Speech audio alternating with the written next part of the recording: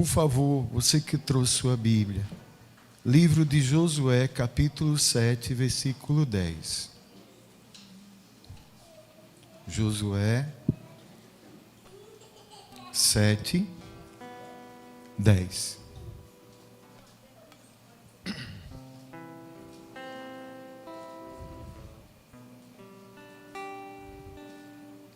Deus é bom. E o tempo todo. Amém. Amém, amados? Se você não encontrou, a mídia já encontrou, já está na tela. Diz assim a palavra: o Senhor disse a Josué: levante-se, por que você está aí prostrado? Amém? Feche os teus olhos. Deus Pai, Deus Todo-Poderoso, Deus Soberano, Senhor, é no nome do Teu Filho amado Jesus que aqui estamos reunidos para nesse lugar engrandecer, exaltar e glorificar o Teu santo nome. Te agradecemos, Pai, pela Tua santa e gloriosa presença nesse lugar, que é o resultado da intenção de cada coração aqui nessa noite. Porque o Senhor Jesus disse: onde dois ou mais estiverem reunidos em torno do nome dEle, ali o Senhor se faria presente. Seja bem-vindo, Senhor. E eu creio que o Senhor já está trabalhando aqui desde que esse culto começou. E agora, onde vamos meditar na Tua palavra, palavra que é direção, palavra que é luz, palavra que é o alimento da nossa alma, que o Senhor trate conosco, Pai. É o nosso pedido. E crendo no agir do Senhor, já te agradecemos em nome de Jesus. Amém. Podem sentar-se, queridos.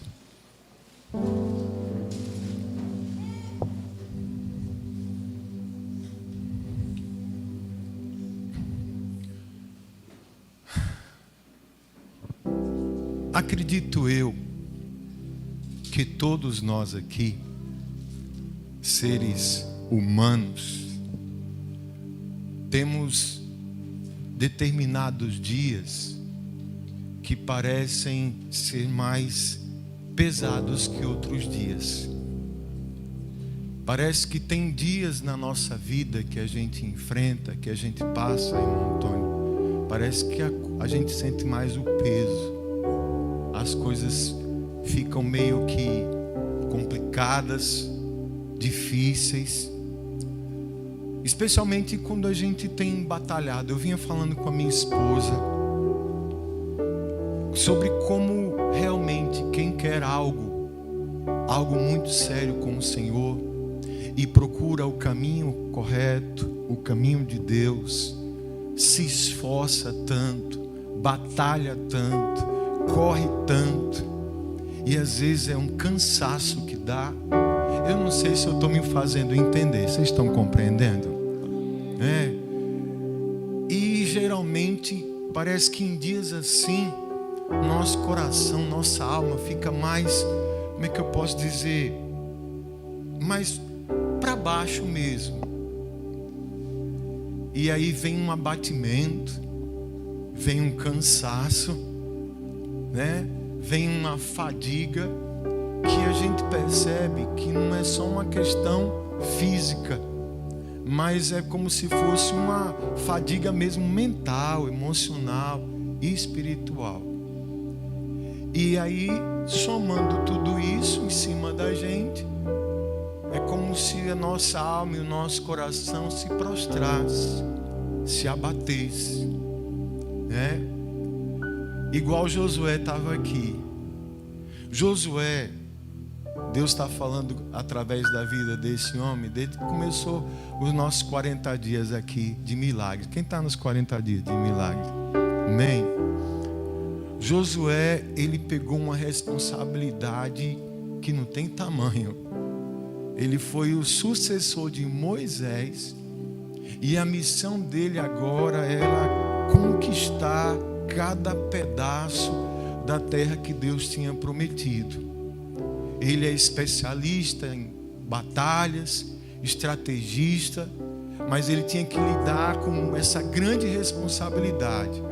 Além de ir colocar realmente a mão na massa para batalhar, ele tinha que ser aquela referência para o povo de Israel e estar ali como voz de comando, seguindo o comando de Deus. E essa frase aqui do Senhor para com ele vem num momento bem interessante que aconteceu aqui com eles. Eles tinham acabado, Josué e o exército de Israel, de derrotar a grande e forte cidade de Jericó. Jericó, famosa pelas suas muralhas, mas diante de uma estratégia de Deus a Israel, aquelas muralhas caíram por terra. O povo que dá glória a Deus veio hoje. Pronto. As muralhas de Jericó vieram ao chão. E Deus diz: vocês vão tomar Jericó agora. Levem tudo, destruam tudo. Jericó foi ao chão, como diz uma canção antiga. E aí, a próxima cidade a ser conquistada da lista, o roteiro, era uma cidade chamada Ai. Quando fizeram o levantamento sobre a cidade de Ai, perceberam o seguinte: era uma cidade muito menor do que Jericó, com um exército, Douglas, bem menor do que o que era em Jericó. E os conselheiros de Josué disseram assim: Josué, não precisa nem mandar tanta gente, manda só um pouquinho das tropas lá, porque se Deus deu essa vitória para nós aqui, lá vai ser mole com a cidade de Ai. E Josué, então vamos lá. Só que quando eles chegaram em Ai, eles foram colocados para correr. 32 homens perderam a vida e inexplicavelmente eles tinham sido derrotados. Josué olhou para a situação.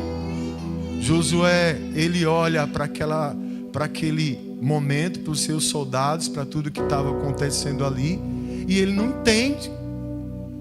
E ele simplesmente se prostra. Vai chorar, vai lamentar, porque as derrotas, elas produzem esse efeito na gente, né? Elas tendem a nos desanimar um pouquinho, né? Alguém lembra da seleção brasileira de futebol feminino? Ninguém, acho que ninguém assistiu nenhum jogo, né? Ninguém gosta de perder, de ser derrotado. E Josué estava ali prostrado. E no momento que ele está ali, chega o anjo do Senhor. E o anjo do Senhor pergunta: por que é que você está aqui prostrado? Levante-se. Levante-se. Levanta, Josué. E essa palavra, ela veio assim ao meu coração hoje, para a gente refletir na nossa vida.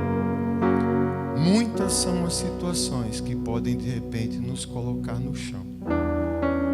Fazendo aqui uma observação no que foi que aconteceu aqui, a gente vai tirar lições. Porque Israel foi derrotado? Lá atrás, Deus disse assim para Josué: Josué, não é para pegar nada de Jericó, destrua tudo. Só que tinha um rapaz lá no meio de Israel chamado Acã, que ele viu lá umas peças de ouro, umas peças de prata, sem ninguém saber, botou dentro de um saco. Isso aqui eu não vou desperdiçar nada, isso aqui é valioso. O problema é que aquilo ali não era consagrado a Deus, mas ele levou assim. É aquilo que a Bíblia vai falar que é anátema, que é maldição, que é amaldiçoado. Eles esconderam. E Deus é Deus santo. Deus é santo. Amém? Deus é santo. Então, Israel tinha sido derrotada porque um deles ali havia ferido a santidade de Deus, pegando coisas consagradas a outros ídolos.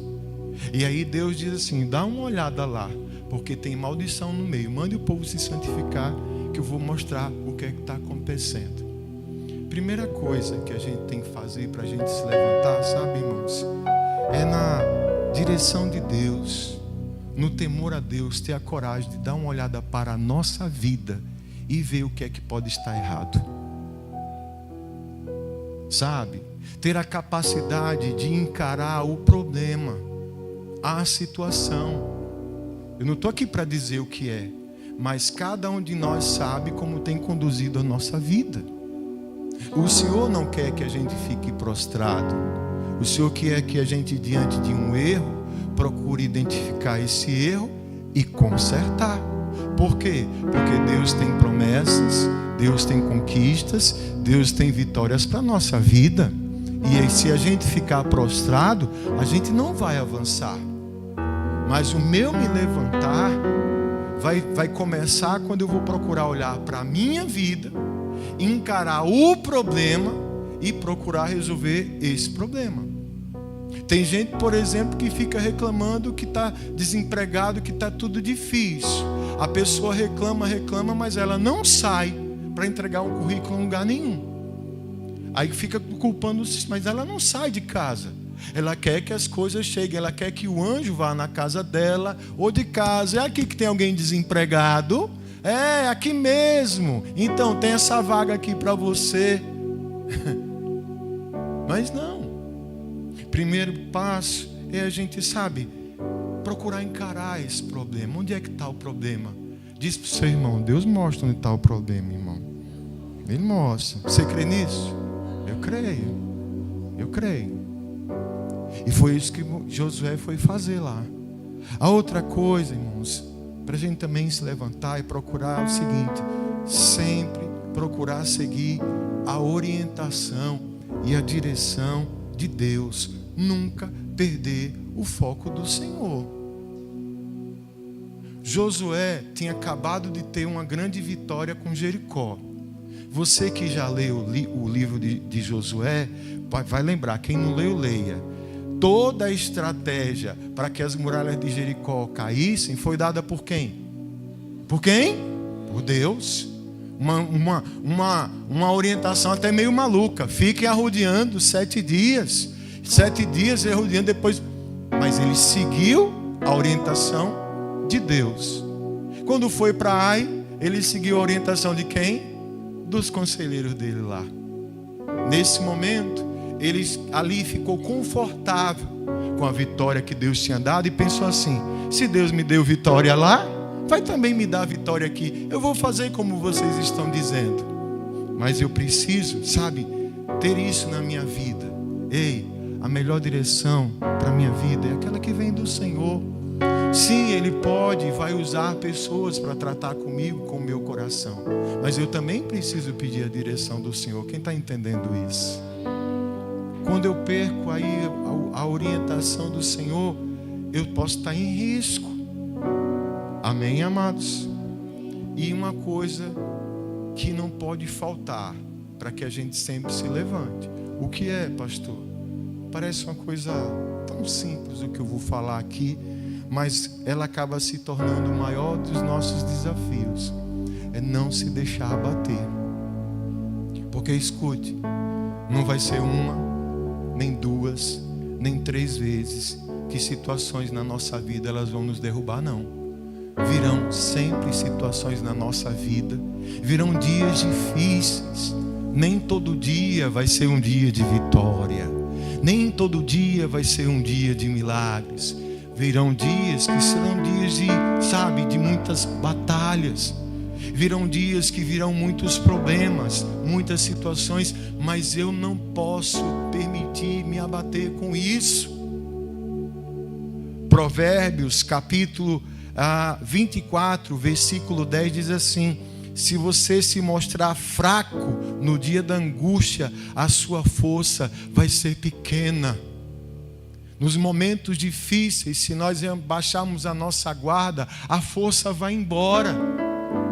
Quantas e quantas pessoas diante de decepções, de desilusões, de derrotas que têm passado, elas recuam, elas retrocedem, elas se prostram, elas se entregam, acaba a força mesmo. Mas aí a gente tem que lembrar do que diz a palavra do Senhor. Não é na minha força, não é na força do nosso braço, a nossa força vem do Senhor. é do Deus Todo-Poderoso, que fez os céus e a terra. Eu preciso todos os dias me fortalecer no Senhor. Não é isso que Paulo diz em Efésios? Fortalecei-vos no Senhor e na força do seu. O poder pertence a Deus. Com Ele está a força, com Ele está o poder, com Ele está a direção, com Ele está o ânimo. E todas as vezes que Deus se depara conosco e nós estamos prostrados, a voz que Ele vai dizer é essa: se levante. Se levante. Não é assim que o problema vai se resolver. Ah, foi uma grande derrota. Sim, derrotas fazem parte da vida. O pastor Silas Malafaia, ele às vezes comenta que ele é um pastor de sucesso, empresário. Ele até disse, vocês já sabem quantas vezes ele quebrou? Diz que 8 vezes, irmão Antônio. Ele quebrou 8 vezes antes de chegar onde chegou. Sabe? Mas Deus disse que tem promessa para a minha vida. Ele tem. Deus disse que tem milagre para a minha vida. Ele tem. Aí vem uma derrota. Aí não tem mais promessa.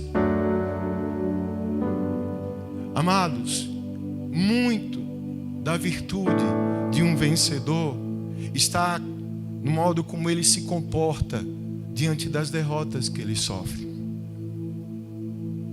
Sabe? Porque se a gente só ganha na vida, se a gente só alcança coisas na nossa vida, se tudo sai do nosso jeito sempre, e aí no dia que a gente, de repente uma porta fecha, uma derrota vem, a gente não tem estrutura para suportar e seguir em frente. Davi passou por uma grande vergonha já na partida dele, quando ele estava prestes a morrer. O sucessor do seu reinado seria Salomão, mas ele tinha um filho chamado Ananias, que diz o texto em 2 Samuel que ele nunca tinha dito não a esse filho. Olha, seu pai nunca o tinha contrariado. E quando Davi estava moribundo, às portas da morte, aí vai Adonias, se proclama rei, monta uma comitiva, faz um desfile, se proclamando rei de Israel. E o texto de Samuel é claro: Davi nunca tinha dito não para esse menino. Quando a coisa chegou a ele, quando chegou a Salomão, ele correu para a ponta do altar para não morrer, pedindo perdão, que não era bem assim. Sabe, amados, muita coisa na nossa vida vai de repente nos colocar no chão. Agora, Deus, ele diz, levanta-te. Mas você não vai ver Deus pegar e levantar. Ele vai dizer, meu filho, levanta aí. Você está assim, olha aqui, dê uma olhada como é que foi que aconteceu isso aí. No momento em que você quis seguir a sua direção, olha no que é que deu. Está abatido, quanto mais você ficar prostrado, mais fraco você vai ficar. Sabe? Aí eu lembro do meu querido Rock Balboa, né? Não se trata de ganhar ou perder. Se trata, Daniel, do quanto você apanha e continua lutando na vida. Porque as grandes conquistas e as grandes vitórias, elas são construídas. E esse processo de construção inclui também lutas, derrotas, momentos de tristeza e momentos de abatimento. Mas o Senhor é aquele que não nos deixa. O Senhor é aquele que, quando nos encontra no chão, Ele libera a sua voz para dizer: ei, se levante, ainda tem coisa para acontecer. Vai se entregar? Vai desistir? Deus encerra falando aqui para a gente o que está escrito lá no Salmo 42, versículo 11. Eu separei só esse finzinho, mas no que chegar em casa, leia ele todo. Que é um desabafo de Davi, que estava nesses dias oprimido, mas olha o que ele faz assim, falando com a alma dele. Porque você está assim tão triste, ó minha alma? Porque está assim tão perturbada dentro de mim? ponha a sua esperança em Deus, pois ainda o louvarei. Ele é o meu Salvador e o meu Deus. Coloque a sua esperança no Senhor. Coloque a sua esperança em Deus.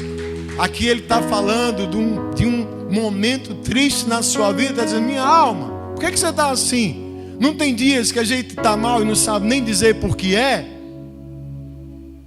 A gente não consegue mensurar, mas na verdade é uma somatória de situações sobre a nossa vida que nos abatem. E Davi mostra aqui a direção, o remédio para isso. Ponha a sua esperança em Deus. Coloque sua esperança no Senhor. Ele é o único que não falha, o único que não muda, o único que não nos abandona. Ele é Deus. E aquilo que Ele promete, repito, aquilo que Ele promete, Ele cumpre. Amém? E Ele está dizendo para todos nós nessa noite: meus filhos, vão ter dias pesados. Vai ter dia que a porta vai fechar. Vai ter dias de derrota. Vai ter dias de dor, de tristeza. Mas se levante. Confia no Senhor. Coloque sua esperança no Senhor. Ele é o nosso escudo. Ele é o nosso Salvador. E Ele é o nosso Deus. Amém, amados? Você pode se colocar de pé um pouquinho comigo, por favor? Deus é bom.